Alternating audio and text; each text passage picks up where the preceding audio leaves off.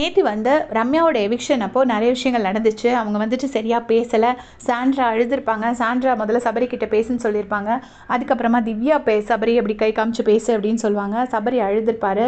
விக்ரம் போய் சமாதானம்லாம் படுத்தினாரு. அதுக்கப்புறமா போனதுக்கப்புறமா மேடையில் வச்சு விஜய் சார் ஒரு அழகான காஃபி கொடுத்துருப்பாரு. அதை வந்துட்டு ரசித்து குடிக்கிறதுக்காக மைக்கெலாம் பிடிச்சிட்டு வெயிட் பண்ணியிருந்திருப்பாரு. ரொம்ப ஸ்வீட் கெஸ்டராக இருந்தது விஜய்ஸ் கிட்ட இருந்துட்டு. ஏன்னா கெமிக்கு ஒரு கிளாஸஸ் கொடுத்தாரு, இவங்களுக்கு வந்து ஒரு கப் காஃபி கொடுத்துருக்காரு. கொடுத்து முடிச்சுட்டு பார்த்தீங்கன்னா ரம்யா வந்து எல்லாருக்கிட்டையும் பேசியிருப்பாங்க. அப்போ வந்து இவங்கக்கிட்ட சொல்லுவாங்க, கனியக்கா கிட்ட சொல்லுவாங்க, கனியக்கா வந்து நல்லது யோசி, நல்லதே உனக்கு நடக்கும் அப்படின்னு சொல்லும்போது, நீங்கள் வந்து இது பண்ணாதீங்க, ரொம்ப நடிக்காதீங்க அப்படின்னு சொல்லியிருப்பாங்க. அதை நம்மளும் கூட திட்டிருந்தோம், என்ன இப்படி பேசிட்டாங்க அப்படின்னு.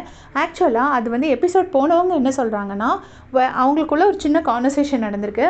அதில் வந்துட்டு ரம்யா சொல்லியிருக்காங்க, நான் அந்த துண்டிப்பு டாஸ்கில் உங்களுக்கு துண்டிப்பு கொடுத்தது தப்பு, அந்த ஃப்ரெண்ட்ஷிப்பை கட் பண்ணணும்னு சொன்னது வந்து தப்புங்கிற மாதிரி சொல்லியிருக்காங்க. சொன்னதுக்கு கனியக்கா, நீங்கள் இல்லை, நீங்கள் என்ன நினச்சாலும் நான் உங்களை ஒரே மாதிரி அப்படி நல்லதாக தான் வச்சுருப்பேன் அப்படிங்கிற மாதிரி ஏதோ ரிப்ளை பண்ணியிருக்காங்க போல இருக்கு. அதுக்கு தான் இவங்க போதும் ரொம்ப நடிக்காதீங்கன்னு சொல்லியிருக்காங்க. அதை வந்து நமக்கு எடிட்டிங்கில் கட் பண்ணி நமக்கு வெறும் நடிக்காதீங்க அந்த போர்ஷனை மட்டும் போட்டிருக்காங்க போல இருக்கு.